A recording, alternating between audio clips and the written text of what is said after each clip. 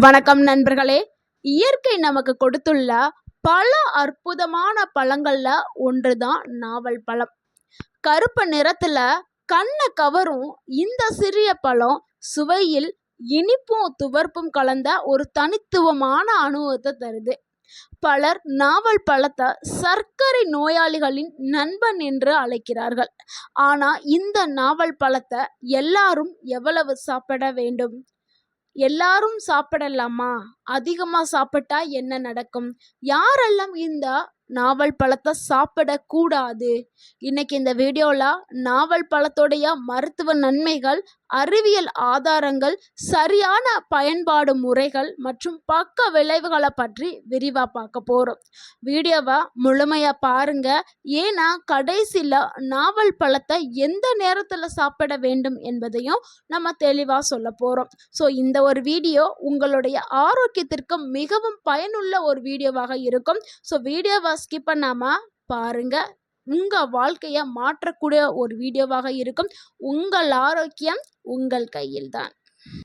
நாவல் பழத்தை இங்கிலீஷ்ல ஜாம்பலான் அப்படின்னு சொல்லுவோம். இது இந்தியாவில் பரவலாக வளரக்கூடிய ஒரு மரத்தோடைய பழம் தான். இதனுடைய அறிவியல் பெயர் ஜைஜீனியம் குமின். இந்த பழத்துல காணக்கூடிய முக்கிய ஊட்டச்சத்துக்கள் என்னன்னா விட்டமின் சி, விட்டமின் ஏ, இரும்புச்சத்து, கால்சியம், பொட்டாசியம், நார்ச்சத்து, ஆன்டி ஆக்சிடென்ட்கள். இதில் இருக்கக்கூடிய ஆந்தோசைனின் என்ற சக்தி வாய்ந்த ஆன்டி ஆக்சிடென்ட் தான் இதற்கு கருப்பு நிறத்தை கொடுக்குது. இதனால ஏற்படக்கூடிய நன்மைகளை பார்க்கலாம். முதலாவது நன்மை, சர்க்கரை அளவை கட்டுப்படுத்துறதுக்கு நாவல் பழம் பயன்படுது. நாவல் பழம் என்றாவே முதல்ல நினைவுக்கு எல்லாருக்கும் வர்றது சர்க்கரை நோய்க்கு மருந்து அப்படின்னு. ஏன்னா இதில் இருக்கக்கூடிய ஜம்போலின் மற்றும் ஜம்போசின் போன்ற இயற்கை சேர்மங்கள் இரத்தத்தில் சர்க்கரையை மெதுவாகத்தான் உயர்த்துறதுக்கு இது உதவும். இதனால் பிளட் சுகர் அதிகமாகிறத குறைக்கிறதுக்கும், இன்சுலினுடைய செயல்பாடை மேம்படுத்துறதுக்கும், உணவுக்கு பிறகு சர்க்கரை திடீரென உயர்வதை குறைக்கிறதுக்கும் பயன்படுது. ஆனால் இது மருந்துக்கு மாற்றல்ல. மருந்தை எடுத்துக்கிட்டே இந்த ஒரு உணவை நீங்கள் சாப்பிட்லாம். ஸோ நீங்கள் இவங்க சொல்லிட்டாங்க சர்க்கரை நோயை குணப்படுத்தும் அப்படின்னு. அதனால் மருந்து ஸ்டாப் பண்ணிவிட்டு இதை சாப்பிட வேண்டாம் அப்படி சொல்லலைங்க. சர்க்கரை அளவை கட்டுப்படுத்தும். நீங்கள் மருந்தை சாப்பிட்டுட்டு உங்களுடைய மருத்துவர்கிட்ட நீங்கள் ஆலோசனை பெற்றுட்டு எடுக்கிறது ரொம்பவே நல்லது. அடுத்து இரண்டாவது நன்மை, நோய் எதிர்ப்பு சக்தியை அதிகப்படுத்துறதுக்கு இந்த பழம் பயன்படுது. இந்த பழத்தில் விட்டமின் சி நிறைஞ்சு இருக்குது. இதனால் நோய் எதிர்ப்பு அமைப்பை பலப்படுத்துறதுக்கு பயன்படுது. இதனால் சளி, இருமல், வைரஸ் தாக்கம் போன்ற பிரச்சனைகளில் இருந்து பாதுகாக்கிறதுக்கு இந்த பழம் பயன்படுது. அடுத்து மூன்றாவது நன்மை, இதயத்தை பாதுகாக்கக்கூடிய ஒரு பழமாக இந்த பழம் இருக்குது. நாவல் பழத்தில் பொட்டாசியம் இருக்குது. இது இதய ஆரோக்கியத்திற்கு மிகவும் முக்கியமான ஒரு பழமாக இருக்குது. இது இரத்த அழுத்தத்தை கட்டுப்படுத்துறதுக்கும், இதய தசைகளை நன்றாக இயங்குறதுக்கும், ஸ்ட்ரோக் அபாயத்தை குறைக்கிறதுக்கும் பயன்படுது. அடுத்து நான்காவது நன்மை, உடல் எடையை குறைக்கிறதுக்கு உதவுது. 100 கிராம் நாவல் பழத்தில் கலோரிகள் மிகவும் குறைவாக தான் இருக்குது. இதில் அதிகமாக நார்ச்சத்து, குறைந்த கொழுப்பு இருக்கிறதுனால இது வயிறு நிறைந்த ஒரு உணர்வை கொடுக்கறதுக்கு இந்த பழம் பயன்படுது. இதனால அடிக்கடி பசி ஏற்படுறதும் குறையுது. அடுத்து வேற ஏதாவது ஒரு ஸ்நாக்ஸ் சாப்பிட்றதுக்கான உணர்வையும் இந்த பழம் குறைக்குது. இதனால உடல் எடை ஈஸியாக குறைக்கிறதுக்கு இந்த பழம் உதவுது. அடுத்து ஐந்தாவது நன்மை, ஜீரண சக்தியை மேம்படுத்துறதுக்கு இந்த பழம் பயன்படுது. இந்த நாவல் பழத்துல நார்ச்சத்து அதிகம். இதனால மலச்சிக்கல் குறையும், குடலுடைய இயக்கம் சீராக்கப்படும், செரிமானத்தை மேம்படுத்துறதுக்கு பயன்படுது. வயிறு உப்பசம் உள்ளவர்களுக்கு இந்த ஒரு பழம் உதவியாக இருக்கும். அடுத்து ஆறாவது நன்மை, இரத்தத்தை சுத்தப்படுத்துறதுக்கு இந்த பழம் உதவுது. இயற்கை மருத்துவத்தில் நாவல் பழம் இரத்தத்தை சுத்திகரிப்பதாக பயன்படுகிறது. இதில் இருக்கக்கூடிய ஆன்டி ஆக்சிடென்ட்கள் ஃப்ரீ ரேடிக்கலை எதிர்க்கிறதுக்கும், செல்களை பாதுகாக்கிறதுக்கும் பயன்படுது. அடுத்து ஏழாவது நன்மை, தோல் அழகை அதிகரிக்கிறதுக்கு இந்த நாவல் பழம் பயன்படுது. நாவல் பழத்தில் விட்டமின் சி மற்றும் ஆன்டி ஆக்சிடென்ட்டுகள் அதிகமாக இருக்கிறதுனால தோலை வந்து அழகாக வைக்கிறதுக்கும் பளபளப்பாக வைக்கிறதுக்கும் பயன்படுது. முகங்களில் வரக்கூடிய முகப்பருக்களை குறைக்கிறதுக்கும் தோல் பளபளப்பை அதிகரிக்கிறதுக்கும் வயதான தோற்றத்தை தாமதப்படுத்துறதுக்கும் இந்த பழம் பயன்படுது. முக்கியமாக நீங்கள் எப்போவுமே இளமையாக இருக்கணும்னா இந்த ஒரு பழத்தை நீங்கள் எடுத்துக்கலாம். 8வது நன்மை, கல்லீரல் ஆரோக்கியத்திற்கு இந்த பழம் வந்து உதவுது. கல்லீரலில் இருக்கக்கூடிய நச்சுக்களை வெளியேற்றும் பணியில் முக்கிய பங்கு வகிக்குது நாவல் பழம். நாவல் பழத்தில் இருக்கக்கூடிய தாவர சேர்மங்கள் கல்லீரலுடைய செல்களை பாதுகாக்கிறதுக்கு உதவுவதாக சில ஆய்வுகள் கூறுகிறது. அடுத்து 9வது நன்மை, எலும்புகளை வலுப்படுத்துறதுக்கு இந்த நாவல் பழம் உதவி பண்ணுது. இதில் இருக்கக்கூடிய கால்சியம், பாஸ்பரஸ், மெக்னீசியம் இது இருக்கிறனால எலும்புகளுடைய ஆரோக்கியத்திற்கும் வயதான காலங்களில் ஏற்படக்கூடிய எலும்பு தேய்மானத்தை தடுக்கிறதுக்கும் இந்த ஒரு பழம் வந்து பயன்படுது. அடுத்து 10வது நன்மை, இரத்த சோகையை தடுக்கிறதுக்கு நாவல் பழம் பயன்படுது. நாவல் பழத்தில் இரும்பு சத்து இருக்கிறதுனால இது ஹீமோகுளோபின் உற்பத்தியை ஆதரிக்கிறதுக்கு பயன்படுது.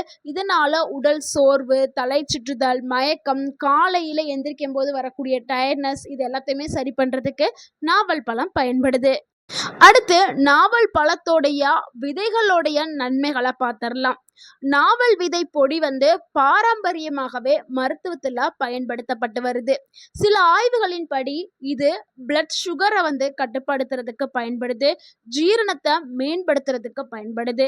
ஆனால் நீங்கள் மருத்துவர்களுடைய ஆலோசனை பெற்றுட்டு தான் நீங்கள் இதை பயன்படுத்தணும். அது ரொம்பவே முக்கியம்.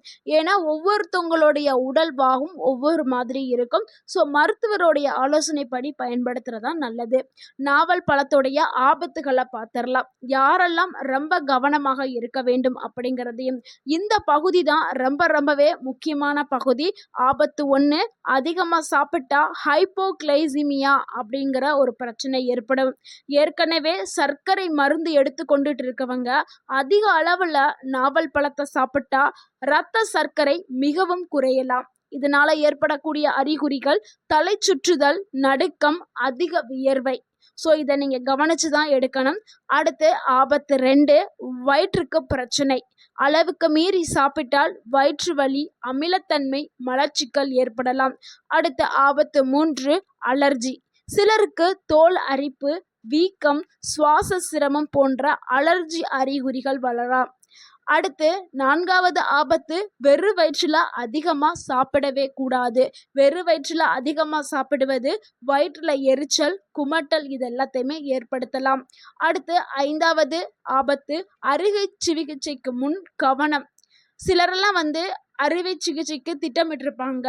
மருத்துவருடைய ஆலோசனையின்றி நாவல் விதையையோ நாவல் பொடியையோ பயன்படுத்தவே கூடாது. அப்படி நீங்கள் பயன்படுத்துகிறதா உங்களுடைய மருத்துவர்கிட்ட நீங்கள் ஆலோசனை பெற்றுட்டு தான் பயன்படுத்தணும். ஏன் பயன்படுத்தக்கூடாதுன்னா, இரத்த சர்க்கரை அளவில் வந்து மாற்றம் ஏற்படலாம். அதனால தான் அறுவை சிகிச்சைக்கு முன்னாடி இந்த பழத்தை வந்து சாப்பிட்றதையோ இல்லை பொடியை பயன்படுத்துறதோ தவிர்க்கிறது நல்லது. ஒரு நாளைக்கு எவ்வளவு பழம் சாப்பிடலாம் அப்படிங்கிறத பார்த்துடலாம். பொதுவாக ஒரு நாளைக்கு 50 முதல் 100 கிராம் பழத்தை வந்து எடுத்துக்கலாம். அதாவது 10 முதல் 20 நாவல் பழங்களை சாப்பிடலாம். இதுவே போதுமானது. ஆனால் அதை அதிகமாக சாப்பிடக்கூடாது. அதிகமாக சாப்பிட்டால் ஆபத்துகளையும் விளைவுகளையும் ஏற்படுத்தும். எந்த ஒரு உணவாக இருந்தாலும் அளவோடு எடுத்துக்கிட்டால் அது மருந்து. அளவுக்கு மீறினால் அது அமிர்தமாக இருந்தாலும் அது நஞ்சாக மாறும். ஸோ அதே மாதிரி தான் நாவல் பழமுமே. வீட்டில் மரம் இருக்குது, இந்த சீசனில் நிறையா கிடைக்கிதுன்னு நம்ம மக்கள் என்ன பண்ணுவாங்கன்னா, நல்லது சுகரை கண்ட்ரோல் பண்ணுதுன்னு சொல்லி நிறையா வாங்கி சாப்பிடுவாங்க. அப்படி மட்டும் செய்யக்கூடாது. எந்த ஒரு உணவாக இருந்தாலும் உணவு கட்டுப்பாடு ரொம்பவே தேவை. தினமும் எடுங்க, ஆனால் சரியான அளவு மட்டும் எடுங்க. அதிகமாக சாப்பிடாதீங்க. ஸோ என்னைக்கா இருந்தாலும் அதிகமாக சாப்பிட்டால் அது ஆபத்தை தான் ஏற்படுத்தும். ஸோ நாவல் பழத்தை சாப்பிட்றதுக்கான சிறந்த நேரத்தை பார்த்துடலாம். காலை உணவுக்கு பிறகு சாப்பிட்றது ரொம்பவே நல்லது. மதிய உணவுக்கு முன்னாடி நீங்கள் ஸ்நாக்ஸாக சாப்பிட்றது நல்லது. இப்போ மதியானம் நீங்கள் லஞ்சு ஒரு 2 மணி 2:30க்கு எடுக்கிறீங்கன்னா ஒரு 11:30 12 மணிக்குள்ள இந்த பழத்தை சாப்பிட்றது ரொம்பவே நல்லது. அதை விட்டுட்டிங்கன்னா மாலை நேரத்தில் சாப்பிட்றது நல்லது. ஸோ இதுதான் நாவல் பழத்தை சாப்பிட்றதுக்கான டைம். சிலர்லாம் நைட் நேரத்தில் சாப்பிடுவாங்க. நைட் நேரத்தில் சாப்பிட்றத தவிர்த்துருங்க. யாரெல்லாம் இதை சாப்பிட்லான்னா சர்க்கரை நோயாளிகள் சாப்பிடலாம். நீங்கள் மருத்துவர்கிட்ட ஆலோசனை பெற்றுட்டு சாப்பிட்றது ரொம்பவே நல்லது. உடல் எடையை குறைக்க நினைக்கிறவங்க தாராளமாக இந்த பழத்தை எடுத்துக்கலாம். வயதானவர்கள், குழந்தைகள், இதயத்தை ஆரோக்கியமாக பாதுகாக்க விரும்புவர்கள்லாம் இந்த பழத்தை சாப்பிடலாம். யாரெல்லாம் இந்த பழத்தை சாப்பிடக்கூடாது, அதாவது ரொம்ப கவனமாக இருக்கணும் அப்படின்னா, குறைந்த சர்க்கரை அளவு பிரச்சனை இருக்கிறவங்க இந்த பழத்தை எடுக்காமல் இருக்கிறது ரொம்பவே நல்லது. அதே மாதிரி அலர்ஜி இருக்கிறவங்க, சில பழங்கள்லாம் ஒத்துக்கொள்ளாது, சாப்பிட்டா அலர்ஜி ஆகும் அப்படின்னா, நாவல் பழத்தை சாப்பிட்டா அலர்ஜி ஆகும்னா அதை தவிர்க்கிறது ரொம்பவே நல்லது. நண்பர்களே, நாவல் பழங்கிறது ஒரு சாதாரண பழம் கிடையாது. இதுலேயும் பல ஊட்டச்சத்துக்கள் மற்றும் ஆன்டி ஆக்சிடென்ட்டுகள் நிறைந்த ஒரு ஆரோக்கியமான உணவு தான் நாவல் பழம். ஆனால் அளவுங்கிறது ரொம்பவே முக்கியம். அளவுக்கு மீறினால் அமிர்தமும் நஞ்சு.